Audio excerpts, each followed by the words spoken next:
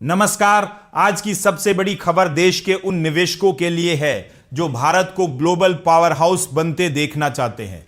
मोदी सरकार ने अपना खजाना खोल दिया है और इसका सीधा असर अब आपके पोर्टफोलियो और शेयर बाजार पर दिखने वाला है। भारत में इलेक्ट्रॉनिक्स मैन्युफैक्चरिंग को नई ऊंचाइयों पर ले जाने के लिए केंद्र सरकार ने ECMS यानी इलेक्ट्रॉनिक्स कंपोनेंट मैन्युफैक्चरिंग स्कीम के तहत एक बहुत बड़ा कदम उठाया है। सोमवार 17 अगस्त को सरकार ने 31 नए निवेश प्रस्तावों को मंजूरी दे दी है, जिससे बाजार में हलचल तेज हो गई है। इन 31 नए प्रस्तावों के तहत कुल 7,877 करोड़ रुपए का निवेश किया जाएगा। सरकार का अनुमान है कि इन परियोजनाओं से करीब 82,243 करोड़ रुपए का विशाल उत्पादन होगा। इस घोषणा के बाद मंगलवार 18 अगस्त के कारोबारी सत्र में Wipro, PCBL chemical, Centrum electronics और सिरमा SGS जैसे शेयरों पर सबकी नजरें टिकी रहने वाली हैं। आपको बता दें कि सरकार की इस ताजा मंजूरी के साथ ECMS के तहत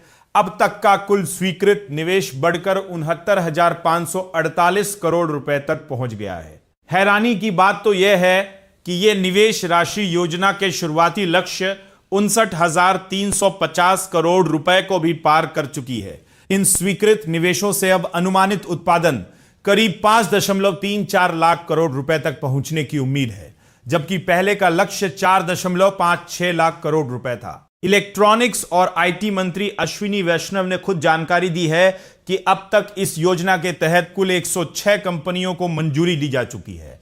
इनमें से 38 परियोजनाओं में तो उत्पादन शुरू भी हो चुका है, जबकि 16 अन्य निर्माण के चरण में है। इस मेगा निवेश का एक बड़ा फायदा रोजगार के मोर्चे पर भी देखने को मिलेगा।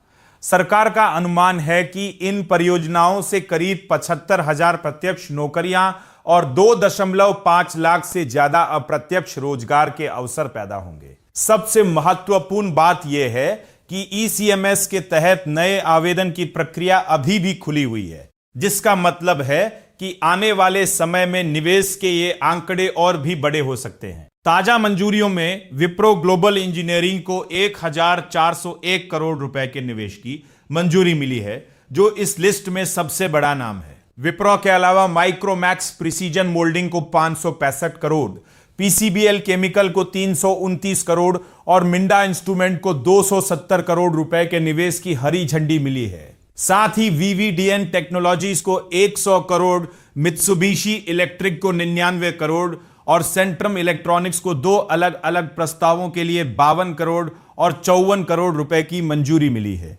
सिरमा SGS को भी 60 करोड़ रुपए के निवेश की मंजूरी दी गई है। इन भारी भरकम निवेशों के कारण इन कंपनियों के शेयरों में निवेशकों की दिलचस्पी बढ़ना स्वाभाविक है। हालांकि निवेशकों को यह भी ध्यान रखना चाहिए कि केवल सरकारी मंजूरी मिलने का यह मतलब नहीं है कि शेयर की कीमत रातों रात रॉकेट बन जाएगी। निवेश से पहले कंपनी का मौजूदा कारोबार, मुनाफे और प्रोजेक्ट लागू करने की क्षमता को देखना बहुत जरूरी है।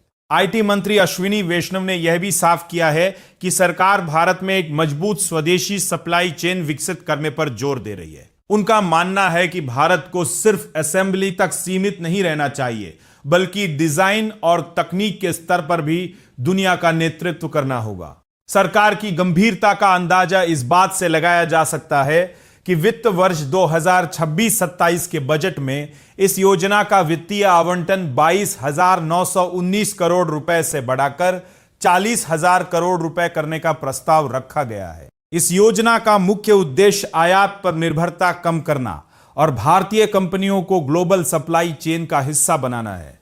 यह निवेश और सरकार की नीतियां निश्चित रूप से भारतीय इलेक्ट्रॉनिक सेक्टर की तस्वीर बदलने वाली हैं। आज की इस विशेष कवरेज में बस इतना ही।